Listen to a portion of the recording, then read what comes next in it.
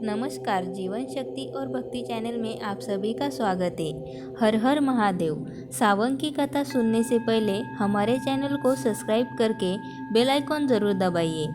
सावन की कथा मात्र चुपके से सुनने से भी आपके सभी पाप खत्म हो जाते हैं। पितृदोष, पुरानी से पुरानी गरीबी खत्म हो जाती है। काल सर्प दोष दूर हो जाता है। अगर आप सावन सोमवार का व्रत ना रख सके तो आप सावन की कथा अवश्य सुने, लेकिन याद रहे, संपूर्ण फल की प्राप्ति करने के लिए सावन की पवित्र कथा अंत तक जरूर सुने। इसे बीच में रोका नहीं जाता तथा टोका नहीं जाता।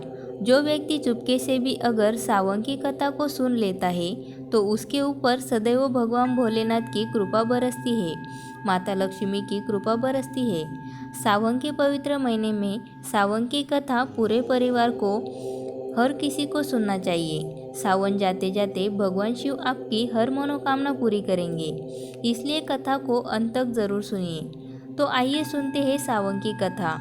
एक समय की बात है, किसी गांव में एक बूढ़ी अम्मा अपने बेटे के साथ में रहा करती थी। माँ बेटे बहुत मेहनत मजदूरी करके अपना गुजारा करते थे। एक बार बूढ़ी अम्मा के मन में विचार आया कि अब उनका पुत्र विवाह के योग्य हो चुका है और अब उसे अपने लिए बहू ले आनी चाहिए। कुछ समय बाद बूढ़ी अम्मा ने अपने बेटे का विवाह एक सुशील कन्या से कर दिया। उसकी बहू बहुत सुंदर, सुशील और संस्कारी थी। वो नित्य प्रति जल्दी उठकर घर की साफ सफाई करके, स्नान आदि करके और भगवान शिव का अपने घर में ही पूजन करती। विवाह के कुछ समय बाद सावन का महीना आया। बूढ़ी अम्मा की बहू भगवान भोलेनाथ की अनन्य भक्त थी। उसके मन में ये विचार आया कि वो सावन के महीने में मंदिर जाकर शिवलिंग पर जल अर्पित करे। अपने मन में आए विचार को उसने अपनी सास से कहा, माता जी, सावन का महीना शुरू हो गया है। मैं शिव मंदिर जाकर पूजा पाठ करना चाहती हूँ, शिवलिंग पर जल अर्पित करना चाहती हूँ। लेकिन बूढ़ी अम्मा ने उसे मना कर दिया और कहा कि घर में ही पूजा कर लो, मंदिर जाने से समय बर्बाद होगा। इतने समय में घर का सारा काम हो जाएगा। ये बात सुनकर बहू उदास हो गई, लेकिन बहू कुछ नहीं कर सकी। वो बेचारी उदास होकर घर के कार्य में व्यस्त हो गई। उस दिन उसने कुछ भी जल अन्न ग्रहण नहीं किया। अगले दिन बहू कुएं से जल लाने गई। रास्ते में उसने देखा कि गांव की दो लड़कियां पूजा की थाली सजाकर मंदिर की ओर जा रही है। उसने उन्हें रोका और पूछा, तुम सब कहाँ जा रही हो? तब वो बोली, सावन का महीना शुरू हो गया है, हम सब भगवान भोलेनाथ का पूजन करने के लिए मंदिर जा रहे हैं। ये बात सुनकर फिर वो बहुत उदास हो गई। लड़कियों ने पूछा, आप उदास क्यों हो गई? तब वो बोली, भगवान शिव मेरे आराध्य है, लेकिन मेरी सास ने मुझे मंदिर जाकर पूजा करने से मना कर दिया है। तब लड़कियां बोली, आप उदास मत हो, आप चिंता बिल्कुल भी मत करो। हर रोज इसी समय पानी भरने आया करो और हमारे साथ में मंदिर चलकर भगवान शिव की पूजा कर और उन पर जल अर्पित किया करो। तब वो बोली, लेकिन मेरे पास में पूजा की कोई भी सामग्री नहीं है, घर से लाऊंगी तो सास को पता चल जाएगा। तब लड़कियां बोली, कोई बात नहीं, आप हमारी पूजा की सामग्री से पूजन कर लेना।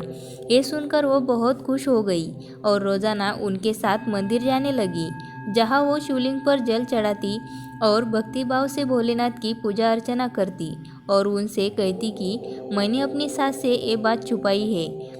हे जगत पिता, इसके लिए आप मुझे क्षमा कर देना। ऐसे ही पूरा सावन का महीना बीत गया। सावन के अंतिम दिन में उसने सोचा कि पूरा महीना मैंने इन लड़कियों की पूजन सामग्री से पूजा करी है, तो आज मुझे अपना कुछ भोलेनाथ को अर्पित करना ही चाहिए। ऐसा सोचकर उसने अपने नाक से सोने की नथ उतारी और उसे धोकर शिवलिंग पर अर्पित कर दिया और पूजा कर घर आ गई। घर आकर वो अपनी सास से नज़र छुपाकर इधर उधर घूम रही थी, क्योंकि वो जानती थी कि उनकी नाक में नथ ना देखकर सास जरूर पूछेगी कि नथ कहाँ चली गई। ऐसे ही दोपहर हो गई। तभी अचानक सास की नज़र उसकी नाक पर गई और नाक में नथ ना देखकर सास ने पूछा, बहू, तुम्हारी नथ कहाँ है?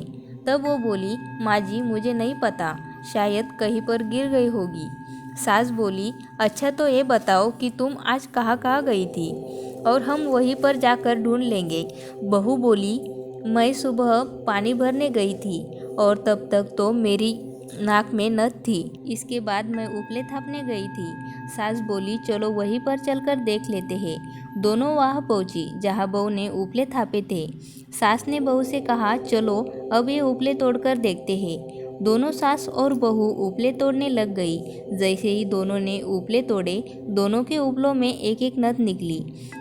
सास बोली, नथ तो एक ही थी, दो कैसे हो गई?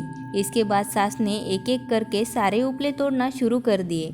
अब सास उपले तोड़ती जाए, उन सब में से एक एक नथ निकलती जाए। सास ने बहू की ओर देखा और पूछा कि ये क्या माजरा है। तब बहू ने सास से क्षमा मांगते हुए सारी बात उसे बता दी और कहा कि ये भगवान भोलेनाथ का आशीर्वाद है। आज मैंने सावन की समाप्ति पर उन्हें अपनी नथ अर्पित की थी और उन्होंने मुझे इतनी सारी नथ मुझे वापस कर दी। दोस्तों, सास बहू की बात सुनकर बहुत खुश हुई और कहा कि सावन माह में स्नान, जप, तप और दान का इतना महत्व है, तो अगले साल हम दोनों मिलकर शिवलिंग पर जल जरूर चढ़ाएंगे और पूजा पाठ करेंगे।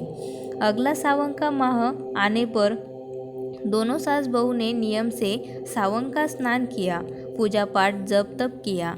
भगवान भोलेनाथ की कृपा से बूढ़ी अम्मा का घर अन्न धन की भंडारों से भर गया। बहू को एक सुंदर पुत्र की प्राप्ति हुई। हे भोले बाबा, जैसी कृपा उस बूढ़ी अम्मा और बहू पर की, वैसे ही इस कहानी को सुनने वाले तथा सावन सोमवार का व्रत रखने वाले हर व्यक्ति की इच्छा को अवश्य पूर्ण करना। अगर आपके ऊपर भगवान शिव की कृपा हो जाए, तब आपको दुनिया की कोई भी ताकत अमीर होने से रोक नहीं सकती।